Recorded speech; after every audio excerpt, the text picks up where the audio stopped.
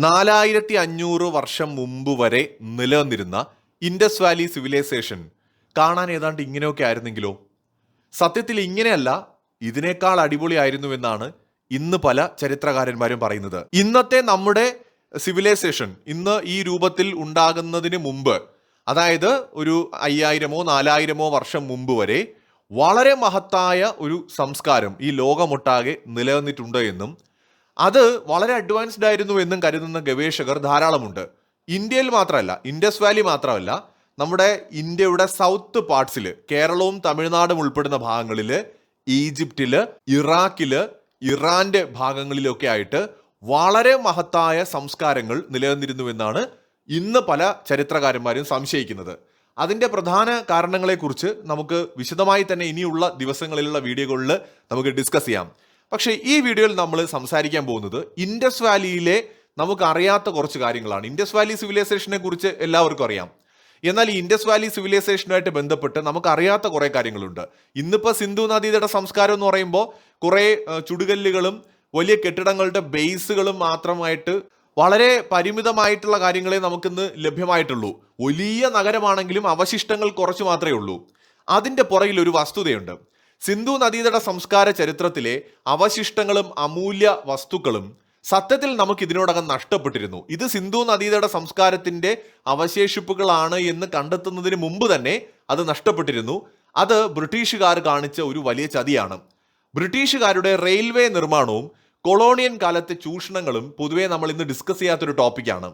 അവരറിഞ്ഞോ അറിയാതെയോ ഇന്ത്യയിൽ നിന്ന് കൊള്ളയടിച്ചു കൊണ്ടുപോയ വസ്തുക്കളിൽ, നഷ്ടപ്പെടുത്തിയ, നമ്മളെ നശിപ്പിച്ച കാര്യങ്ങളിൽ സിന്ധു നദീതട സംസ്കാരം ഉൾപ്പെടുന്നുണ്ട്. പലരും വിചാരിക്കുന്നത് സിന്ധു നദീതട സംസ്കാരം പെട്ടെന്നൊരു ദിവസം അങ്ങ് മണ്ണിന്റെ അടിയിൽ നിന്ന് കണ്ടുപിടിച്ച് കൊണ്ടുവന്നതാണെന്നാണ്. അങ്ങനെയല്ല.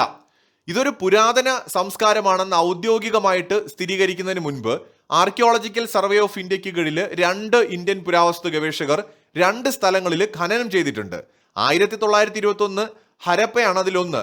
റായ് ബഹാദൂർ ദയാറാം സാഗ്നി എന്ന് പറയുന്ന ഗവേഷകൻ ഹാരപ്പയിലെ ഇന്നത്തെ, അതായത് പഞ്ചാബ് പ്രവിശ്യയിൽ വരുന്ന കുറെ ഭാഗങ്ങൾ ഖനനം ചെയ്തെടുത്തു. അവിടെ നിന്ന് ലഭിച്ച സവിശേഷമായ മുദ്രകളും ചില സീലുകളും ഇഷ്ടിക ഖനനങ്ങളും ഒക്കെ വളരെ പഴക്കമേറിയ ഒരു സംസ്കാരത്തിലേക്ക് വിരൽ ചൂണ്ടുന്നവയുമായിരുന്നു.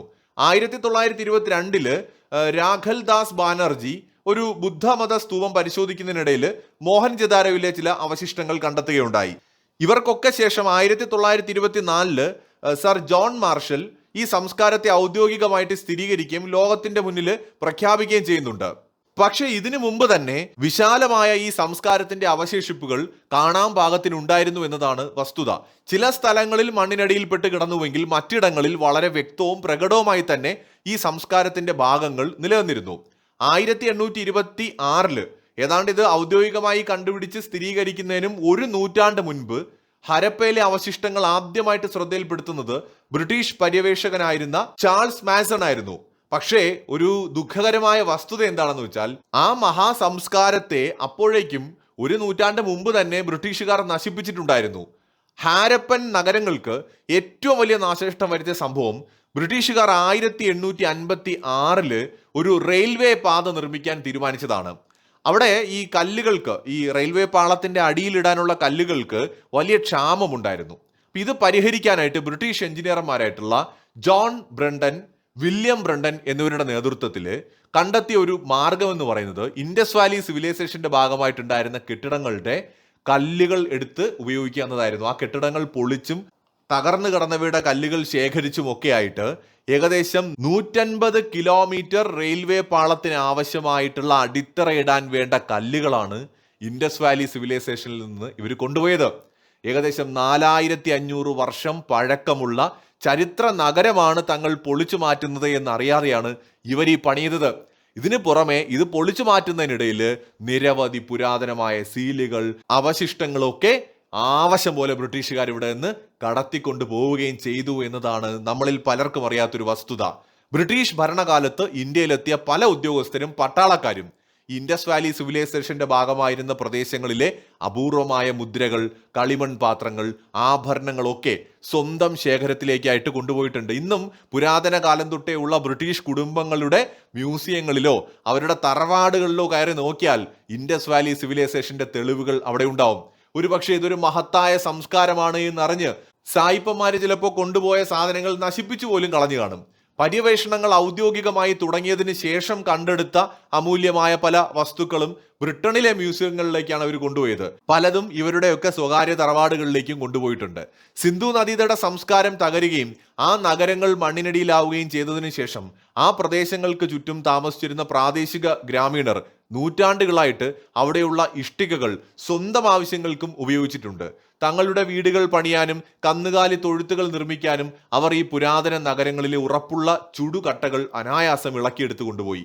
ബ്രിട്ടീഷുകാർ വരുന്നതിന് മുൻപ് തന്നെ ഗ്രാമീണരും പല രാജാക്കന്മാരുമായിട്ട് ഒരുപാട് ഇഷ്ടികകൾ അവിടെ നിന്ന് കൊണ്ടുപോയിട്ടുണ്ട് ഉപയോഗിക്കാൻ. അതിന് പുറമെയാണ് ബ്രിട്ടീഷുകാർ റെയിൽവേ പാളങ്ങൾ ഉണ്ടാക്കാൻ അടക്കം ഈ ഇഷ്ടികകൾ കൊണ്ടുപോയത്. ഒന്ന് ആലോചിച്ച് നോക്കൂ, ഇത്രമാത്രം ഇഷ്ടികയൊക്കെ ഉണ്ടാകണമെന്നുണ്ടെങ്കിൽ എന്തൊരു വലിയ നഗരമായിരുന്നിരിക്കും അത്.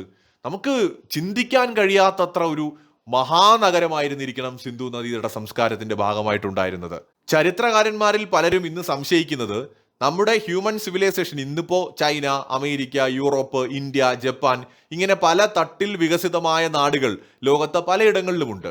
ഇന്ന് നമ്മുടെ സംസ്കാരം പല രൂപത്തിൽ പല പല ഘട്ടങ്ങളിൽ എത്തി നിൽക്കുന്നത് പോലെ പുരാതന കാലത്ത് വിശാലമായ രീതിയിൽ ഈജിപ്തും സുമേറിയയും ഇൻഡസും ഒക്കെ വികസിതമായിരുന്നിരിക്കാമെന്നാണ്. നമുക്കറിയാത്ത തരത്തിൽ അവർ ഡെവലപ്ഡ് ആയിരുന്നു. ഒരുപക്ഷെ മറ്റൊരു കൂട്ടം സയന്റിസ്റ്റുകൾ കരുതുന്നത് ഈ ഐസ് ഏജിന് മുൻപ് ഒരു മഹാസംസ്കാരം നിലനിന്നിരുന്നു എന്നാണ്. വളരെ അഡ്വാൻസ്ഡ് ആയിട്ടുള്ള ഒരു സിവിലൈസേഷൻ. ഐസ് ഏജിന് ശേഷമാണ് ഇന്നത്തെ നമ്മുടെ ഈ സിവിലൈസേഷൻ ഡെവലപ്പായി വന്നത് എന്ന് കരുതുന്ന ഗവേഷകരുമുണ്ട്. ഇതിനെക്കുറിച്ചെല്ലാം ഇനിയുള്ള ദിവസങ്ങളിലെ വീഡിയോയിൽ നമുക്ക് ഡിസ്കസ് ചെയ്യാം. മറ്റൊരു വീഡിയോയുമായി വീണ്ടും കാണാം.